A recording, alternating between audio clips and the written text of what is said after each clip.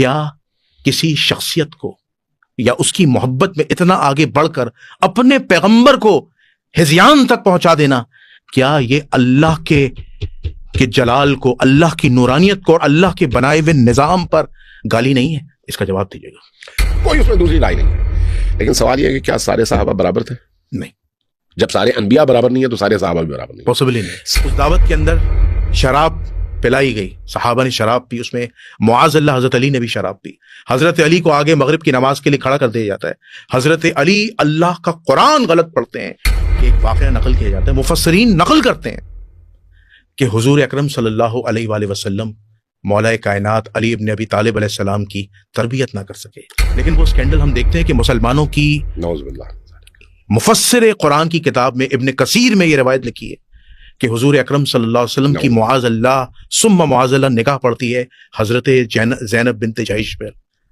آپ کی نفسانی خواہش معاذ اللہ جاگتی ہے، اللہ طلاق کروا دیتا ہے، ٹھیک ہے، زید طلاق دے دیتے ہیں حارثہ. اس کے بعد حضور کی شادی ہو جاتی ہے اور حضور معاذ اللہ اپنی لذت پوری کرتے ہیں. نعوذ باللہ. بڑی خوبصورت آپ نے بات کی. آپ کی بات سے ایک بڑا اہم جو سوال ہے وہ پیدا ہوتا ہے.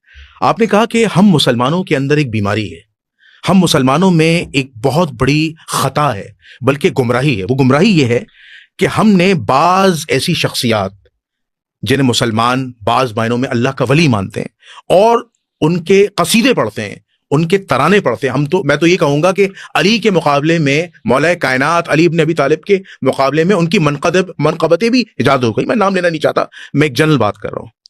ہم یہ دیکھتے ہیں کہ تاریخ اس بات کی گواہ ہے، شاہد ہے. رسول اللہ صلی اللہ علیہ وآلہ وسلم شدید بیمار تھے، مرض الموت میں تھے. رسول اللہ کہتے ہیں کہ لاؤ کاغذ اور قلم کہ میں تمہیں ایک ایسی تحریر لکھ دوں کہ اس کے بعد تم گمراہ نہ ہوگے، کبھی گمراہ نہ ہوگی. رسول نے کہا. میں آگے نہیں جانا چاہتا. کچھ شخصیات وہاں تھیں اور بڑی قداور شخصیات، مکتبہ اہل سنت کی نظر میں بڑی قداور شخصیات تھیں.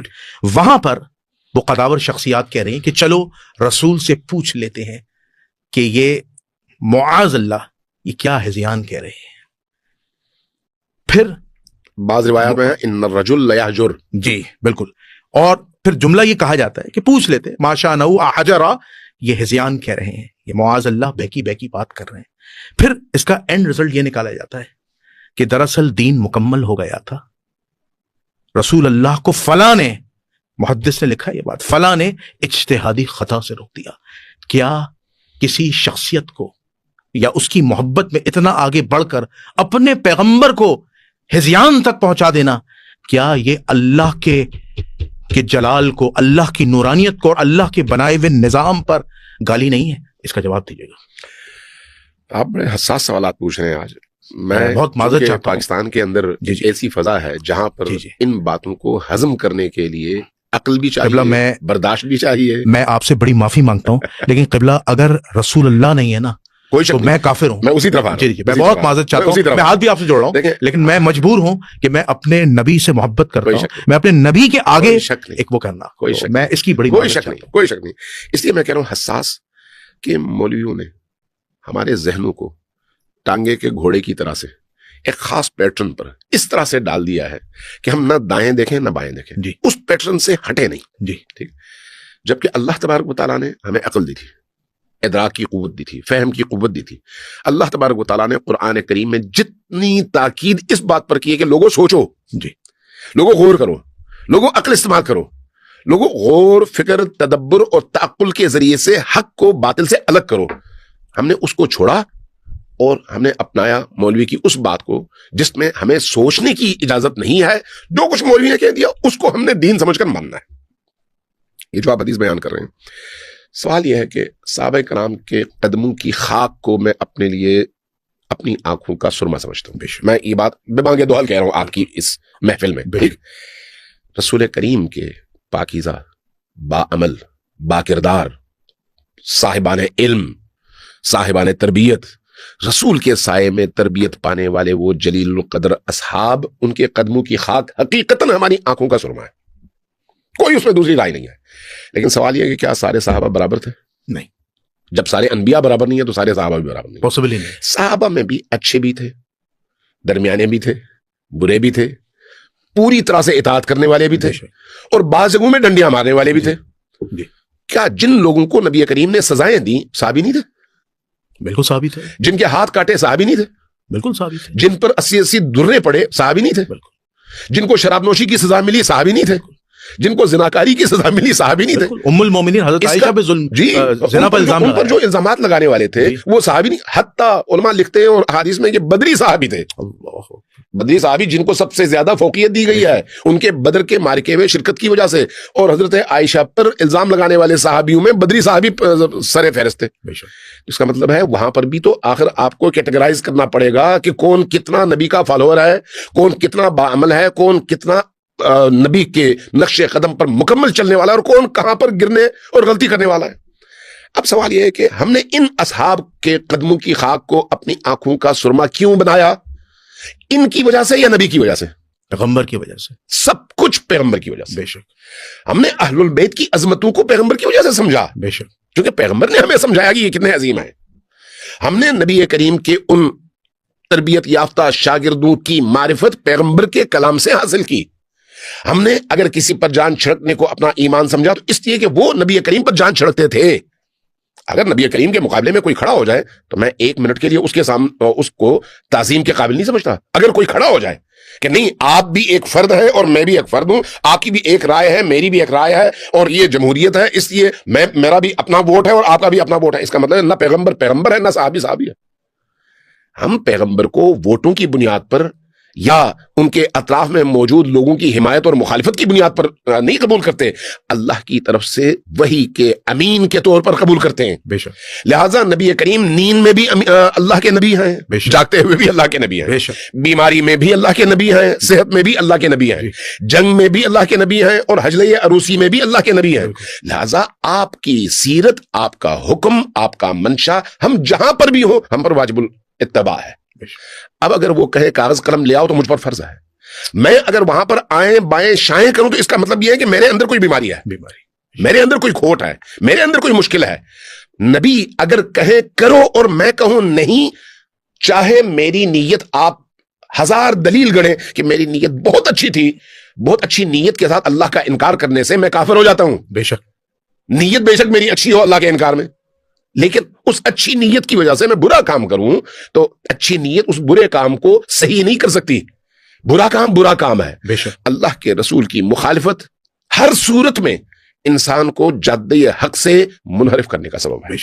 اور ایک لمحے کے لیے آپ یہ دیکھیں, یہ تو قرآن کی آیت ہے بھائی, آپ انکار تو بہت دور کی بات ہے, انکار بہت دور کی بات ہے. رسول کوئی حکم دے اور میں انکار کروں یہ بہت دور کی بات ہے. اللہ نے قرآن کریم میں لا ترفعوا اصواتکم فوق صوت النبی کہہ کر ہمیں اس ادب کا حکم دیا کہ ان کے سامنے اپنی آواز اونچی نہ کرنا. بالکل. سورہ حجرات کی آیت نمبر 2. کیوں؟ بالکل. اگر تم یہ کرو گے تمہاری آوازیں تھوڑی سی اونچی ہو جائے, یہ خلاف ادب ہے. صرف اونچی ہونا, چاہے آپ نے محبت پہ کی ہو, یہ نہیں لکھا کہ بھائی آپ اگر محبت پہ کریں تو کوئی بات نہیں, غصے میں نہ کریں, ایسی بات نہیں ہے. مطلق آپ نے اگر اپنی آواز تھوڑی سی اونچی کی معمول سے تو آپ کے سارے اعمال باطل ہو گئے. بے شک. یہ قرآن ہے. بے شک. حبطت اعمالکم, تمہارے تمام اعمال حبط ہو جائیں گے. یہ حبط عمل کا تعلق کس چیز سے ہے؟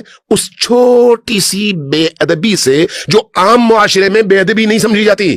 بے شک. رسول کریم کی ذاتی ہو رہا ہے, اس لیے وہاں پر وہ جو عام معاشرے میں جائز کام ہے وہاں پر وہ بھی ناجائز ہے. چاہے کہ آپ رسول اللہ کے مقابلے میں اٹھ کر یہ کہیں کہ ان الرجل لیہجر, یہ شخص بہکی بہکی باتیں کرتا ہے, چھوڑ دو, نہ سنو.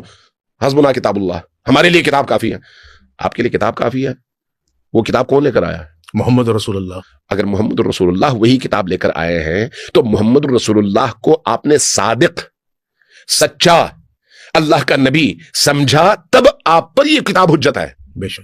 اگر آپ نے کہا کہ نہیں آپ کی بھی ایک رائے ہے میری بھی ایک رائے ہے, تو کیا پتا کہ کون سا کلام ان کا ہے اور کون سا کلام کسی اور کا ہے. اللہ نے کہا وما ينطق عن الهوى ان هو الا وحي يوحى, نبی جو کچھ بھی کہتے ہیں وہ اللہ کی طرف سے ہوتا ہے. تو نبی جب حکم دیتے ہیں وہ اللہ کی طرف سے ہے. نبی جب کہتے ہیں یہ کرو وہ اللہ کی طرف سے ہے. جب نبی کہتے ہیں یہ نہ کرو وہ بھی اللہ کی طرف سے ہے. اب اگر آپ نے اطاعت کی تو آپ نے نبی کی اطاعت نہیں کی, اللہ کی اطاعت کی. اور اگر آپ نے انکار کیا تو آپ نے نبی کا انکار نہیں کیا, اللہ کا انکار کیا. بے شک. بے شک. بڑی خوبصورت ہماری گفتگو چل رہی ہے. اس پوڈ کاسٹ کا ایک بڑا اہم ترین سوال میں چاہتا ہوں آپ مسلمانوں کی رہنمائی فرمائیں اس معاملے میں بھی. جب ہم حضور کے تقدس کی بات کرتے ہیں تو ہم دیکھتے ہیں کہ تاریخ میں جو مفسر قرآن ہیں, جو مورخ ہیں, انہوں نے بھی ایک بہت بڑا بلنڈر کیا ہے اور مسلمانوں کو گمراہ کیا اور ہو رہے ہیں مسلمان. کیا ہم یہ تصور کر سکتے ہیں کہ نبی کریم صلی اللہ علیہ وآلہ وسلم کا معاذ اللہ ثم معاذ اللہ, اللہ مجھے معاف فرمائے, نقل کفر نہ باشد, کہ حضور کا کوئی سکینڈل ہو سکتا ہے؟ معاذ اللہ. نعوذ باللہ. لیکن وہ سکینڈل ہم دیکھتے ہیں کہ مسلمانوں کی نعوذ باللہ. مفسر قرآن کی کتاب میں ابن کثیر میں یہ روایت لکھی ہے کہ حضور اکرم صلی اللہ علیہ وسلم کی معاذ اللہ ثم معاذ اللہ نکاح پڑتی ہے حضرت زینب بنت جحش پر. آپ کی نفسانی خواہش معاذ اللہ جاگتی ہے, اللہ طلاق کروا دیتا ہے, ٹھیک ہے, زید طلاق دے دیتے ہیں ہر سا. اس کے بعد حضور کی شادی ہو جاتی ہے اور حضور معاذ اللہ اپنی لذت پوری کرتے ہیں. نعوذ باللہ. انجینئر محمد علی مرزا نے بھی مذمت کی اس کی, کہ انہوں نے کہا کہ یہ قرآن کے کھاتے میں ڈالا جا رہا ہے. تو اسی وجہ سے ہم ابن کثیر کی مذمت کرتے ہیں. کیا ان مفسرین قرآن کو, ان مورخین کو اللہ کا خوف نہیں تھا کہ جو اتنی بڑی توہین, گناہ عظیم, کائنات کا بدترین جھوٹ نبی کریم صلی اللہ علیہ وآلہ وسلم پر ان کی کریکٹر اسیسینیشن کی, اس حوالے سے بتائیے. میں نے جیسے پہلے عرض کیا تھا جی کہ ایک طبقہ ایسا ہے, جی ابتدا ہی سے ایسا تھا, جی ابتدا ہی سے. جی احادیث پر جب پابندیاں لگیں تو کیوں لگیں؟ اسی لیے کہ ان احادیث کی روشنی میں جب لوگ پرکھیں گے تو کہیں گے بھئی نبی یوں کرتے تھے, آپ یوں کیوں کرتے ہیں؟ اب اگر آج کے دور میں میڈیا آزاد ہے آپ کے معاشرے کے اندر, اس آزاد میڈیا میں بھی میڈیا والوں پر جتنی قدغنیں ہیں وہ آپ کے علم میں. بالکل صحیح ہے, ایسا ہی ہے نا. بالکل. یہ قدغنیں کیوں لگائی جاتی ہیں؟ تاکہ جرائم چھپے. ایسا ہی ہے جی, جرائم چھپیں اور حق باطل ہو, باطل حق ہو, سفید کو کالا اور کالا کو سفید کیا جائے. بالکل. اس لیے زبانوں پر پابندی لگتی ہے, اس لیے قلم پر پابندی لگتی ہے. بخاری شریف کی روایت ہے حضرت ابو ہریرہ کی, فرماتے ہیں کہ میرے پاس 2 بیگز تھے, 2 تھیلے تھے احادیث کے. ایک تھیلے کا منہ میں نے کھول دیا اور دوسرا کا بند رکھا. کیوں بند رکھا؟ اگر میں اس کا منہ کھول دیتا تو میری گردن اتر جاتی, میرا سر اتر جاتا, گردن پہ باقی نہ رہتا. کیوں؟ ایک ماحول جبر کا کہ بھئی آپ نے حدیث بیان نہیں کرنی. بے شک. حدیث کیوں نہیں بیان کرنی؟ اس لیے کہ قرآن کی ہم نے حفاظت کرنی ہے. ایسے ہی دلیل چاہے آپ جو بھی لے آئیں, لیکن آپ نے قرآن کی حفاظت کرنی ہے. آپ نے جو ہے حدیث کو بیان نہیں کرنا. تو کیا کریں؟ جو حدیث اقتدار کے ادارے کی طرف سے مجاز ٹھہرے وہی آپ بیان کر سکتے ہیں. اس کے علاوہ آپ اپنی طرف سے کوئی حدیث بیان نہیں کریں گے. مختلف علاقوں میں صحابہ کرام کو بھیجا جاتا تھا کہ آپ نے جا کے تبلیغ کرنی ہے, لیکن حدیث کون سی بیان کرنی ہے؟ وہی جو آپ کو بتائی جائے, یہ حدیث آپ نے بیان کرنی ہے. اس کے علاوہ کسی حدیث کے بیان کی آپ کو اجازت نہیں ہے. کیوں؟ تاکہ وہ جو حقائق نبی کریم کی ذات اقدس کے حوالے سے ہیں ان حقائق پر پردہ رہے اور ہم اور وہ سب ایک طرح کے نظر آئیں. ایک طرح کے نظر آئیں. اب وہ ایک طرح کا نظر آنے کے لیے نبی کریم کے مقام کو نیچے لانا ضروری ہے, کیونکہ ہم خود تو اوپر نہیں جا سکتے, ہمیں لوگ پہچانتے ہیں. لہذا نبی کریم کو نیچے لانا ضروری ہے. نبی کریم کو نیچے لانے کے لیے آپ ادھر سے ان کے حقائق اور ان کی خصوصیات اور ان کے فضائل اور ان کے مقامات کے حوالے سے احادیث پر پابندی لگا دیں, اور ادھر جو عام پبلک میں ان کی ضرورتوں کے مطابق چھوٹی چھوٹی چیزیں وہاں پر ان کی احادیث کے طور پر آپ ہر چیز جو آپ چاہیں بیان کر دیں گے. بھئی یہ نبی نے کہا تھا. حضرت ابو ہریرہ کی وہ جو حدیث ہے وہ اس بات پر دلیل ہے کہ بھئی وہ حقائق چھپائے گئے. بالکل. اب اگر ان حقائق کو چھپاتے چھپاتے آپ کی 2 دہائیاں گزر جائیں, صرف 20 سال, صرف 25 سال, صرف 30 سال, تو معاشرے میں تیسری نسل آ چکی ہوتی ہے 30 سال کے بعد. بالکل صحیح. تو جس نسل نے نبی کو دیکھا تھا وہ تو گئی. اگر ان میں سے کوئی تھا بھی تو اکا دکا گنے چنے لوگ, باقی لوگ نئی نسل ہے, اور نئی نسل نے نئے خطیبوں سے دین سنا ہے. بالکل. نئے محرابوں سے دین سنا ہے, نئے اماموں سے دین سنا ہے, اور دین وہی سنا ہے جو اہل اقتدار کی طرف سے بیان کیا گیا ہے. تو اب وہ چیز باقی رہی جو نبی کریم نے بیان کی تھی؟ نہیں. کیوں؟ اس لیے کہ وہ منصوبہ ہی یہی تھا کہ آپ نے احادیث پر پابندی لگانی ہے. اور وہ احادیث پر پابندی لگ گئی. بالکل. احادیث کی اس پابندی کا اطلاق اگلے 30 سالوں تک ہوا ہے. اگلے 30 سالوں تک تقریباً, یا کہیں 25 سالوں تک. 25 سالوں تک ہوا, اور اس کے بعد جو پھر ایک روایت اس معاشرے کا حصہ بن گئی، اس کے نتیجے میں اب آپ وہی چیزیں دین سمجھیں گے، انہی چیزوں کو جو آپ کو اس دوران میں ملی ہیں۔ تو نبی کریم کے حوالے سے اس طرح کی تمام روایات کا تعلق ان چیزوں کے ساتھ ہے۔ بالکل صحیح۔ ہم دیکھتے ہیں کہ تاریخ اسلام کی ایک ستم ظرفی دیکھیں، اس پوڈ کاسٹ کا میں آخری سوال کر رہا ہوں کہ محمد الرسول اللہ کی ذات پر تو مسلمانوں نے طعن کیا ہی کیا، جو غلطیاں ہمارے بڑوں سے ہوئیں، حضور کی تربیت پہ بھی حملہ کر دیا، اور ہم تاریخ میں دیکھتے ہیں کہ مفسر قرآن جب سورہ نساء کی جو آیت ہے کہ جب تم حالت نشے میں ہو تو نماز کی طرف نہ جاؤ، جب ہم اس کی تفسیر پڑھتے ہیں مفسرین قرآن لا تقربوا الصلاۃ وانتم سکارى، بالکل صحیح، تو ہم دیکھتے ہیں کہ ایک واقعہ نقل کیا جاتا ہے، مفسرین نقل کرتے ہیں کہ حضور اکرم صلی اللہ علیہ وآلہ وسلم مولا کائنات علی ابن ابی طالب علیہ السلام کی تربیت نہ کر سکے۔ وہ واقعہ یوں ہے کہ حضرت عبد الرحمن ابن عوف نے مدینے میں دعوت کی، اس دعوت کے اندر شراب پلائی گئی، صحابہ نے شراب پی، اس میں معاذ اللہ حضرت علی نے بھی شراب پی، حضرت علی کو آگے مغرب کی نماز کے لیے کھڑا کر دیا جاتا ہے، حضرت علی اللہ کا قرآن غلط پڑھتے ہیں، تو حضرت علی کی مذمت میں یہ سورہ نساء کی آیت نازل ہوتی ہے۔ کیا ہمارے پیغمبر علی ابن ابی طالب کو یہ نہ بتا سکے کہ حلال و حرام میں فرق کیا ہے؟ اور توجیہ یہ پیش کی جاتی ہے اس وقت شراب تو حلال تھی، شراب کے حرام ہونے کا حکم تھا ہی نہیں، یعنی رسول کے خاندان پر طعن، مولا کائنات پر طعن، اہل البیت پر طعن، کیا یہ تاریخ اور مسلمانوں کی ستم ظرفی نہیں ہے؟ دیکھیے امویوں نے بعد میں دین کی جو شکل بگاڑی ہے تو اس میں ان کا سب سے بڑا نشانہ کون تھا؟ نبی کریم کی آل، ایسا ہی ہے، بے شک، اس کا تو کوئی انکار نہیں کر سکتا نا کہ آپ ہوں، میں ہوں، کوئی اور فرد ہو، اس کو سب سے عزیز کون ہوتا ہے؟ اس کی فیملی، بالکل ایسا ہی ہے، بالکل۔ اپنے بچوں سے زیادہ عزیز تو کسی کو کوئی نہیں ہوتا، دوست زیادہ عزیز ہوتا ہے یا بچہ؟ ظاہر ہے، بالکل، دوست زیادہ عزیز ہوتا ہے یا فیملی نبی کریم کی فیملی اور ان کے دوستوں میں تھوڑا سا نبی کریم کے بعد کے واقعات کو آپ دیکھ لیں، آپ کو اندازہ ہو جائے گا اگلے 25 سے 30 سالوں میں نبی کریم کی فیملی کا کوئی ایک فرد مدینہ میں باقی ہے؟ بالکل صحیح، کیوں نہیں ہے؟ نہ مکہ میں نہ مدینہ۔ اپنے وطن سے یہ سارے کے سارے ہجرت کرنے پر مجبور ہو گئے، بے شک، مدینہ سے ہجرت، مکہ سے ہجرت۔ یہ جو آل رسول کہا جاتا ہے، کس کو کہا جاتا ہے؟ نبی کریم کی اولادوں کو، بے شک، ایسا ہی ہے، بالکل۔ نبی کریم کی اولادوں میں سے کتنے لوگ مدینہ میں باقی رہے؟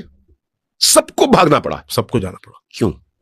ظاہر ہے ایک ایسی فضا بن گئی اموی دور میں کہ رسول کریم سے نسبت خود ایک بڑی مصیبت کا سبب تھا، جس کی بھی نسبت ہو ادھر سے اس کے ساتھ یہ مسائل پیش آنے ہیں۔ تو ان کا سب سے بڑا نشانہ کون ہے؟ نبی کریم۔ اب چونکہ پیغمبر ہیں اس لیے براہ راست تو نشانہ نہیں بنا سکتے، لیکن کردار کشی ضرور کر سکتے ہیں۔ تو کردار کشی ایسے ہی کی، کبھی ان پر کوئی الزام لگایا، کبھی کوئی الزام لگایا، مختلف جگہوں میں جہاں موقع ملا ان کو اس مقام سے نیچے لانے کی کوشش کی، جیسے ابھی آپ نے ابن کثیر کی اس روایت کا حوالہ دیا، سکینڈل کا حوالہ، یعنی جو ہمارے ذہنوں کی پست کیفیت ہے، ہم نے نبی کریم کو معاذ اللہ اس کیفیت پر لا کر لوگوں کو باور کرانا چاہا کہ نبی بھی ہماری طرح سے تھے، چونکہ اموی اقتدار کے دور میں اس طرح کے بڑے مسائل پیش آئے۔ اس لیے اگر آپ دیکھیں تو اس پورے دور میں سب سے زیادہ نشانے پر کون رہا؟ امیر المومنین علی ابن ابی طالب، بے شک، سب سے زیادہ نشانے پر۔ امام نسائی اہل سنت کے امام ہے نا، وہ شیعوں کے بنائے ہوئے امام تو نہیں ہے، فقیہ بھی ہیں، محدث بھی ہیں، مفسر بھی ہیں، بڑے علوم کا ان کے پاس ماشاءاللہ خزانہ ہے۔ انہوں نے خصائص علی کیوں لکھی؟ اس لیے کہ جب وہ شام گئے اور شام میں انہوں نے جو دمشق میں صورتحال دیکھی تو وہ پریشان ہو گئے، بھئی جس علی کو اللہ نے وہ مقام دیا اور نبی نے وہ مقام ان کا بیان فرمایا، اس علی کے بارے میں اس معاشرے کے اندر اتنی پست باتیں۔ پھر انہوں نے وہ نسائی لکھی، وہ خصائص لکھی، اور وہ خصائص بھی ان کے پاس اس وقت مصادر موجود نہیں تھے، جو ان کے ذہن میں یاد تھیں احادیث صرف وہی انہوں نے بیان کی۔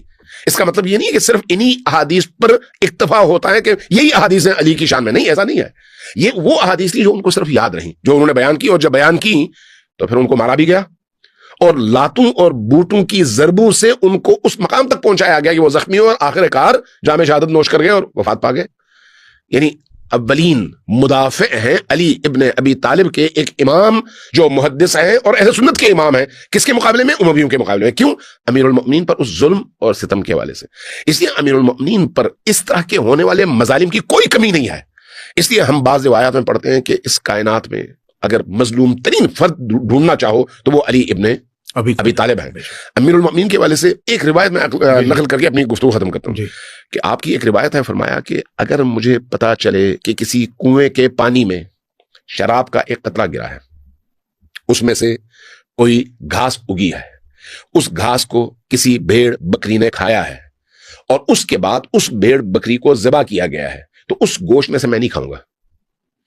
وہ علی جو اللہ کے حلال اور حرام میں اس حد تک سخت ہیں بالکل کہ حتیٰ زمانے جاہلیت میں شراب بہرحال رجس ہے.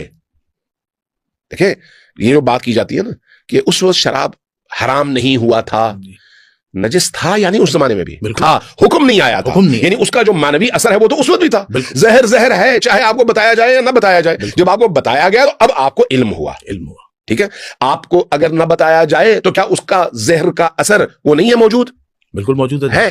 صرف آپ کو بتانے کی دیر ہے کہ ابھی بتایا گیا شراب پہلے دن بھی نجس تھا، بعد میں بھی نجس. شراب کیا مسیحیت میں پاک ہے؟ نہیں پاک ہے. یہودیت میں پاک ہے؟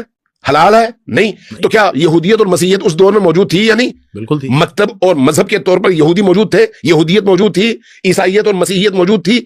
مشرکین اس کو پیتے تھے اس لیے ان کا کوئی دین نہیں تھا، لیکن یہ لوگ تو نہیں پیتے تھے.